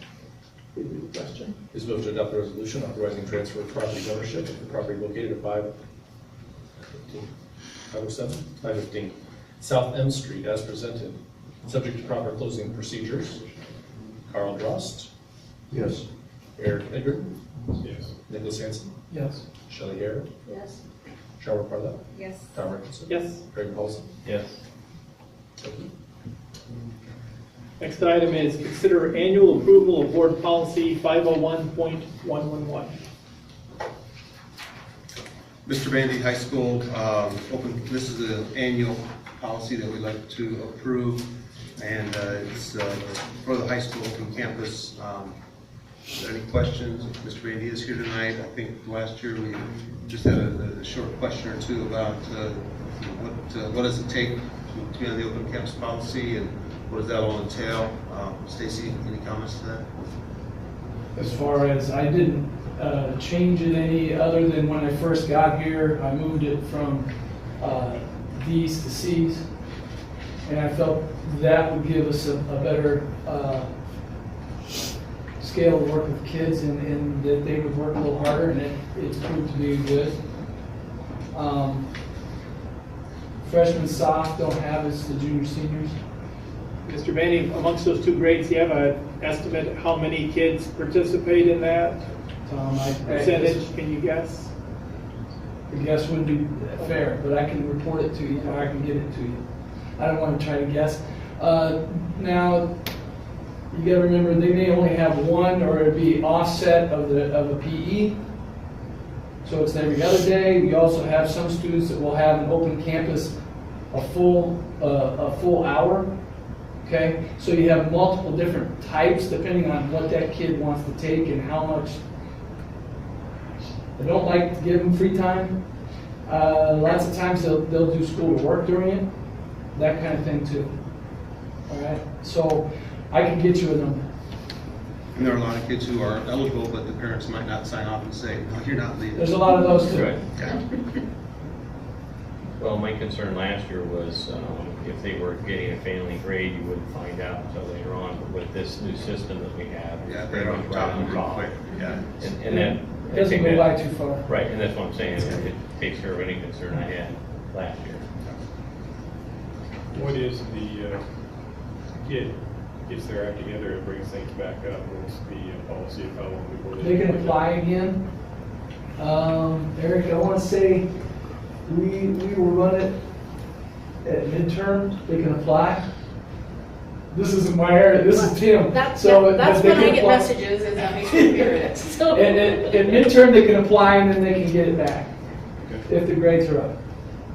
But they have to spend some time in the classroom and or in study hall and working on it. That's kind of what your policy says, midterm or trimester. How about that? Follow the policy. And the other question I have is, what constitutes an unexcused absence that cannot be given off for us? Okay. We have different, in going through, if you want to go through our attendance policy, basically an unexcused absence would be if they left school, truant, that kind of thing. Another one, after they get 6, they become unexcused. Okay, so a parent can excuse somebody for up to 6 times without having a doctor's excuse or something of that nature. Exactly what I was getting at. Okay? And at that point, if they're out, then we feel that that can become unexcused. The parents get, I've had parents come up to me and talk to me, and I don't think that, maybe they just haven't read the handbook, that it's commonly known that you get like 6, and the parent can say, look, my kid's sick. Because I've actually had parents pretty angry come and talk to me, I'm in a parade or whatever, about this whole concept.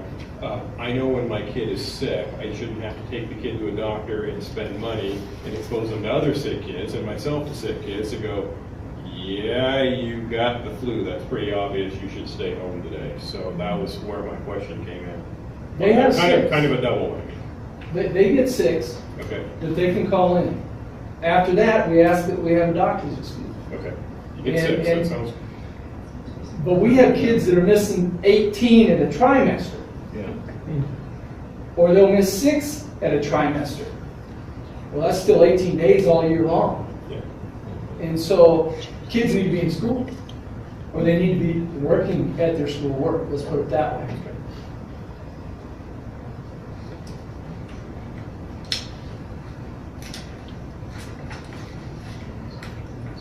Any other questions on this? Is there a motion for approval? So moved. Is there a second? A second. Any other questions? Please read the question.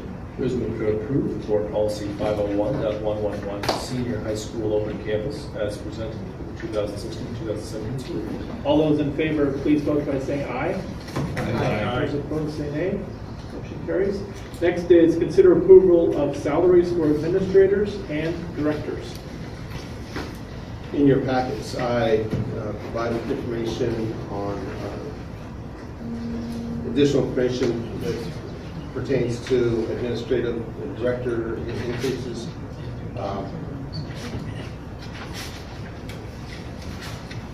Certified staff, after negotiations, I believe we finished with a 3.25 package increase.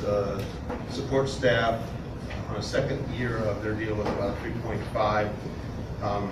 Looking at knowing what the state is providing us and our own financials. I did not give each and every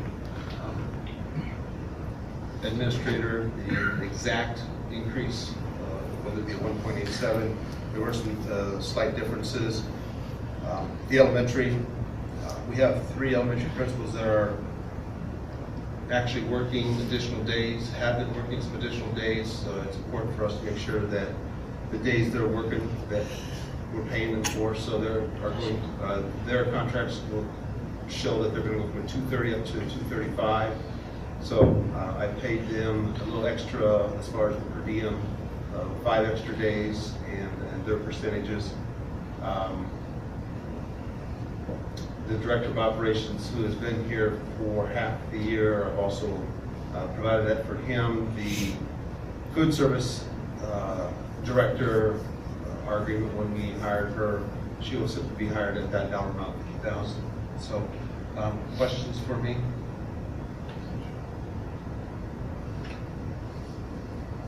Total total general fund cost at this time is going to increase $34,373 for all the directors and administrators across the board. Not a question, but on the 3 elementary principals, that was summer school related, and that's not something new, it's just something that they have always done, but we want to account for. Yeah, correct. And in fact, it might be that even next year, as far as the additional time that will be necessary for summer school, because of the governor's proposals with Eli, it might be that we're going to have to push them to 240. So we'll have to see where that goes, but we'll have to see what happens. And again, if we're going to ask them to work, we need to pay them for their time. One thing I would notice in here is the Hippies director, their salary at roughly $83,500, and our 2 associate assistant principals at the high school and at the middle school, or 1 each rather. Middle school roughly $80,000, high school roughly $84,000. I feel like there's an imbalance there somewhere. I find it hard to believe that an activities director job is as challenging or as frustrating as being either a middle school or a high school vice principal. And they're right along there in the same amount there. And maybe I'm the odd man out here, but no, I'm not going to say you're correct or incorrect on that. I think the question there sometimes tends to be the amount of time that is required of the position. Sometimes, let's see here. Ryan this time has a 225-day contract. I can tell you that through the summer with his contract, I have to tell him that he's got to take certain days off because technically he should be probably at about a 230-day contract at least. We're making sure all softball, baseball gets completed. And then with regards to what he's doing during the year, we expect him here at 8 o'clock in the morning. We expect him here all day. We expect him to attend practices in the afternoon. We expect him to be at ball games, performances 4 nights out of the week, Monday, Tuesday, Thursday, Fridays. So in this case, he's putting in consistently during the entire year. He's responsible for all of the football, cross country, basketball, wrestling, and then you get to the spring where you got 3 or 4 events going on. His particular position sometimes will require 12, 13-hour days, 4 or 5 days, 4 days a week. So it's kind of that time as much as the challenges. For instance, how many days are the associate principals? What are their contracts? We're 230 and now they're going to go to 235. His associate, Mr. Scott, Mr. Scholes and Mr. Scott. But these are the old figures here on this sheet, right? Not the new figures for the days. 215. These are the new these are the next year's figures for the days. Okay. Mr. Scholes is 215, Mr. Scott is 220, and I don't have a per diem down on that. So if you took the per diem, those were last year's figures. You might find out that per diem wise, which I don't have written down, with the figure, they could in fact be higher.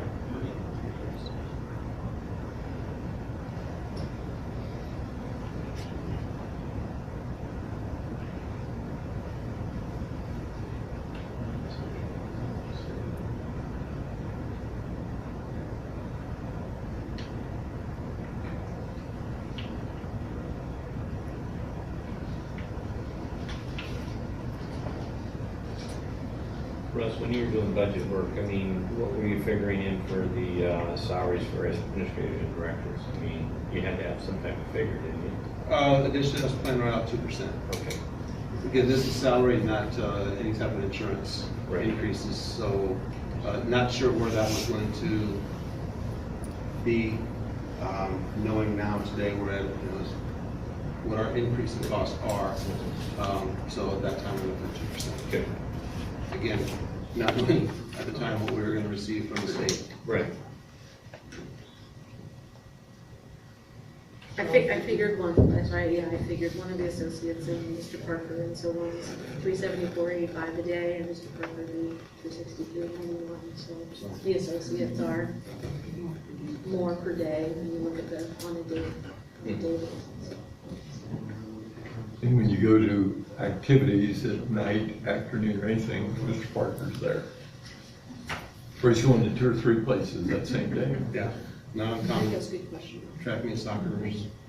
In fact, he's at baseball and softball yet tonight. So. Other questions? Is there a motion for approval? A motion. Is there a second? I'll say it. Other questions? Repeat the question. Is moved to approve the increase in contract dates for elementary principals and approve salary increases for all administrators and directors as presented and recommended by the superintendent. All those in favor, please vote by saying aye. Aye. Those opposed, say nay. Nay.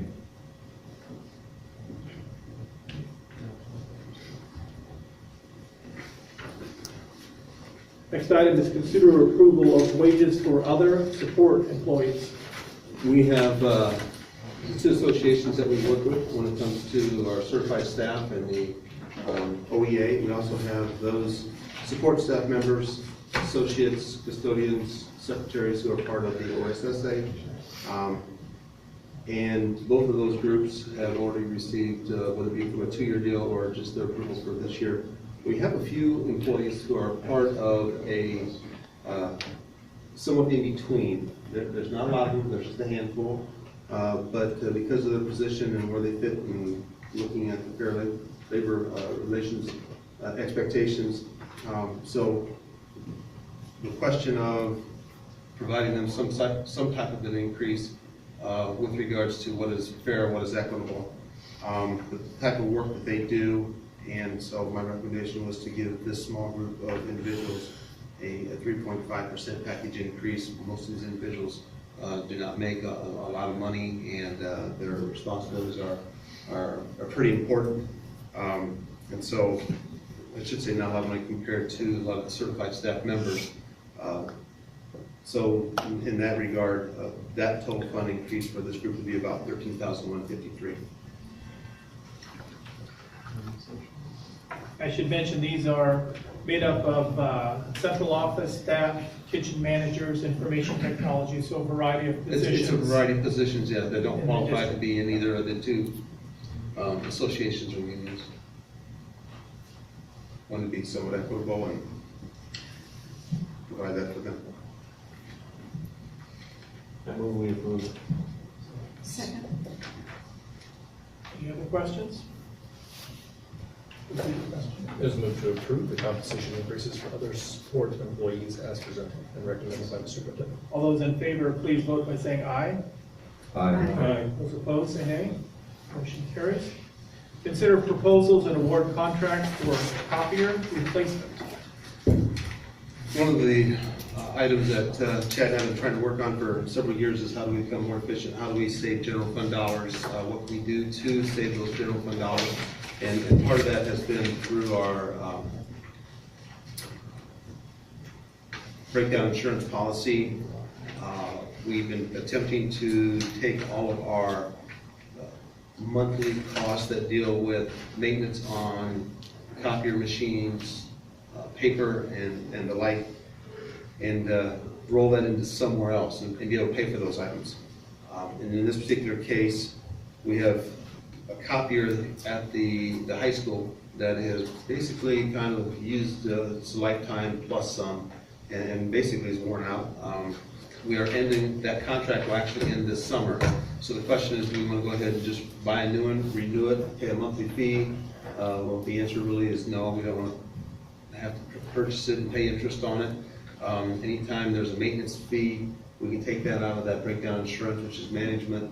And so what we used to spend $9,000, $10,000 a month on monthly fees for all of our copiers across the district, we're going to hopefully get to the point where we're going to eliminate that completely. And by doing this, we can purchase a copier straight right out of our PEPAL or statewide penny monies. We put an RFP out this spring, and we had a bid which we thought was a very good bid, partly because there's a state bid process out there with Canon copiers, and so that bid of $21,300 will be the copier that will take over the secondary campus. We're going to replace the one at the high school. The large copier at the middle school will probably go away, even though they will have a copier down there. But the majority of all the copying will be done on this one particular machine, and that way the efficiencies we believe will help improve. And then on a daily basis, the copies that are made at the high school for middle school teachers will be delivered. So we think that's going to help substantially. The number of teachers at the elementary will be approximately 90 to 92 who will be using that copier. Teachers here at the high school and the middle school will be somewhere in that 90, 95 range.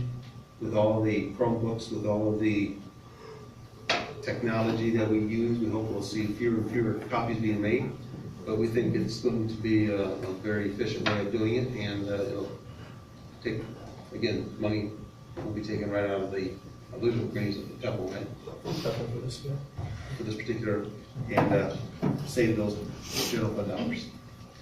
And I should have elaborated a little bit more and maybe even given you the RFP that this was based upon, because this does include the purchase of the unit, the removal of the one that's in there, and finishing off, and then we have a couple payments left on that machine, and eliminating that. All the training, all of the initial supplies, all of the surge protectors and everything be included in this, as well as the licensing for, we do 4 years, I believe, on paper cut software. Yes. Associated with this, covering all the licenses for the district copiers, paper cut software. If you remember, not sure if you were around when we originally had that, but it's the software we use to limit and to identify use of copies per user, in this case per teacher, and stuff like that, so that we can see, who may be taking advantage of it, who we need to push towards better technology use, so that we can keep ratcheting it down. So, right.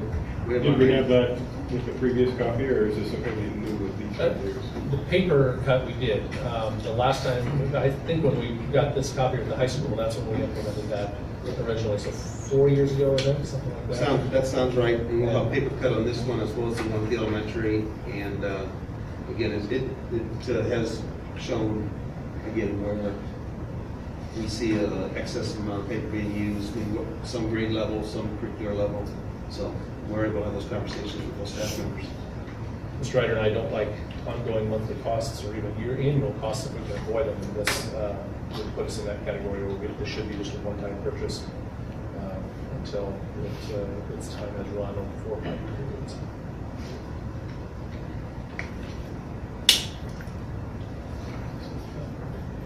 Any questions? Your motion?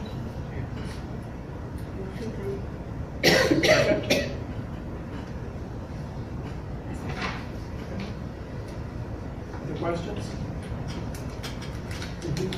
Just move to accept 5 proposals for the high school copier project and award the contract to InfoMax Office Systems in the amount of $21,300. All those in favor, please vote by saying aye.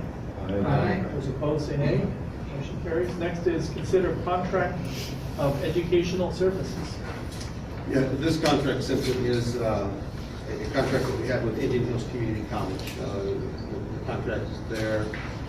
They also are providing the information on the number of classes that they can provide to our high school. So, in fact, we just met today with Indian Hills that dealt with the new welding program that we've got up at North Mahaska where we're sending kids up.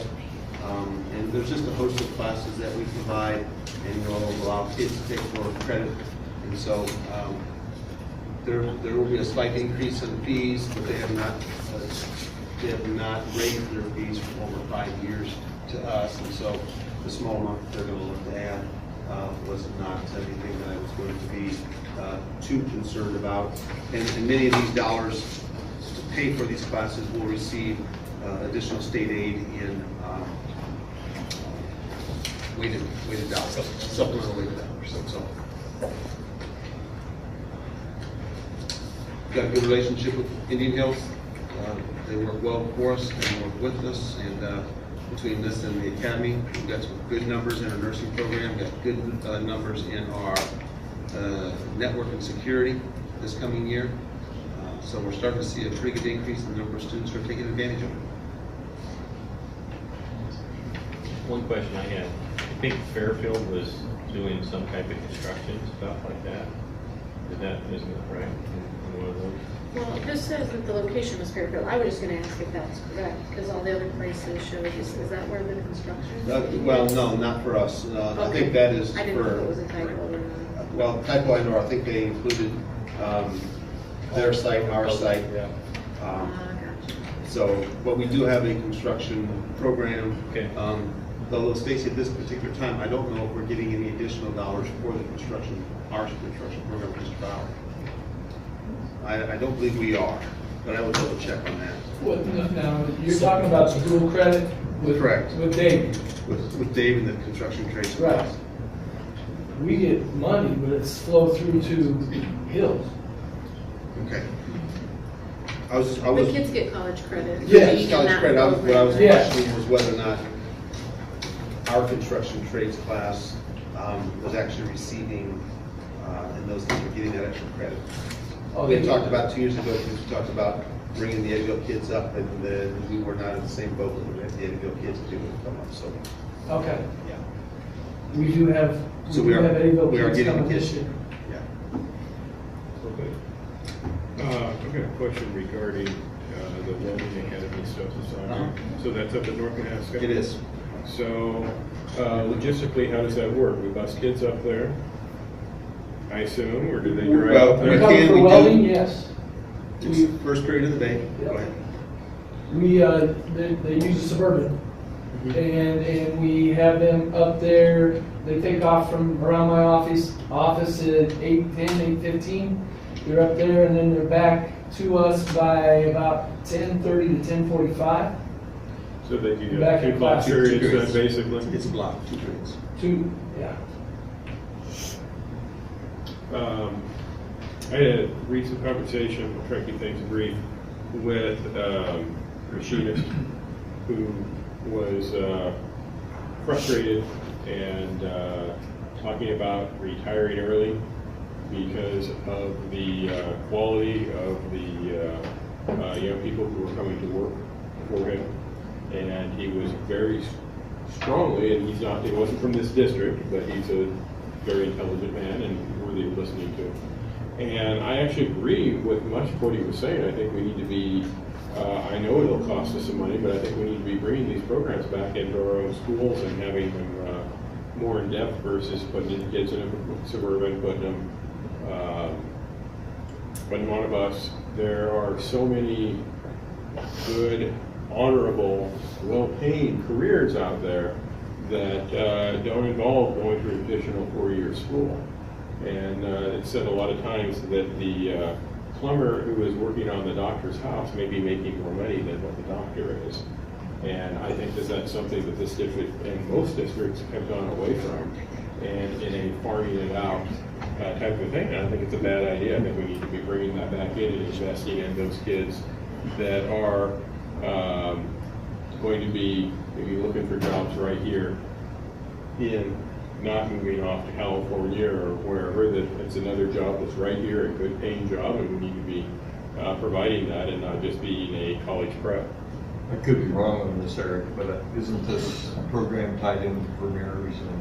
Yes. It is, and in fact, this is actually new for us because we didn't have a program up to last year. And our attitudes are the same. We think it's very important that we provide something for our kids, and we weren't sure how many kids we would have sign up. I think this last year, did we get 15 to start off the first year? Yeah. And then this year we've got another 14 going up, as well as 9 of those 15 from last year will be returning. So with the amount of room that we have out here, and at one time, North Mahaska, Oski, and Eddyville were actually going to send their kids down to North Campus in Ottumwa. And we said, we got too much need, we want to actually have our own site. And so they have the room up at North Mahaska.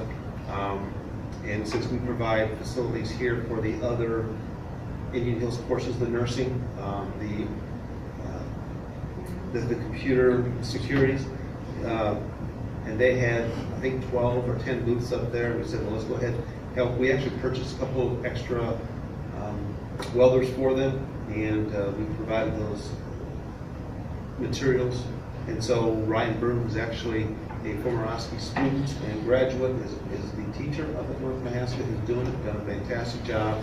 And we're seeing his program grow. We're actually going to probably struggle to find an extra teacher to come in and do the second year kids. So it's growing. We're glad it's growing. If it gets to the point where we have to open our own, and we'll have to maybe look for another building or some more room. But it's been difficult finding a teacher, qualified teacher for that position. Eric, I believe that the issue you addressed is why Vermeer is part of that welding academy. Yes. So your question is being addressed with that program. Yep. So, I agree with you, middle skilled jobs like that, or. Yeah, and you know, not just welding, machining. And, Yep. Right. Other kinds of technical. Yeah. Right. The trends right now, if you're keeping abreast of that, are not all 4 years. The 4-year kids are starting to come back and there's not a job. Lots of kids now, and that's another reason why we went with the concurrent credit classes rather than the AP and that type of thing, because they can go ahead and get those community college credit, get them started, and with the Webster program or the academy, so that they can get that extra step, not have to spend the money and move on into those types of jobs. So we're wanting to do that, and quite frankly, you know, I'm married to a CTE person. So yeah, we're pretty strong there. You're not biased, right? Hey, my father could tool and machine, and he did that from Clear Cummings, the calendar factory, and he kept printers running. He had to make the parts because they didn't make those anymore. My mom was a teacher. So I feel real strongly that everybody's got an itch, and you got to find it, and that's what we want to try to do. Right.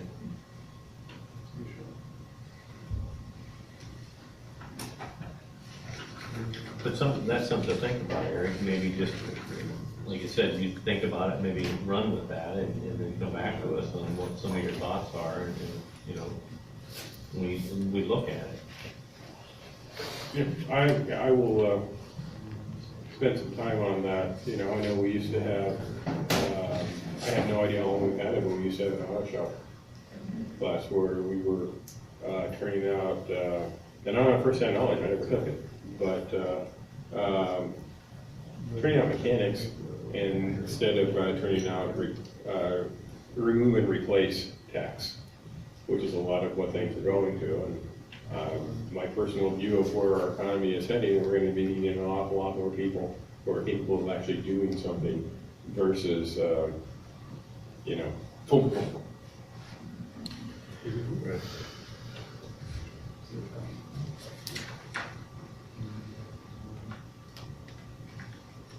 Other comments, questions? Is there a motion for approval on contract of educational services? Is there a second? I'll second. Any other questions? Please read the question. Please move to approve the contract of educational services 2016-2017 with Indian Hills Community College as presented. All those in favor, please vote by saying aye. Aye. Those opposed, say nay. Motion carries.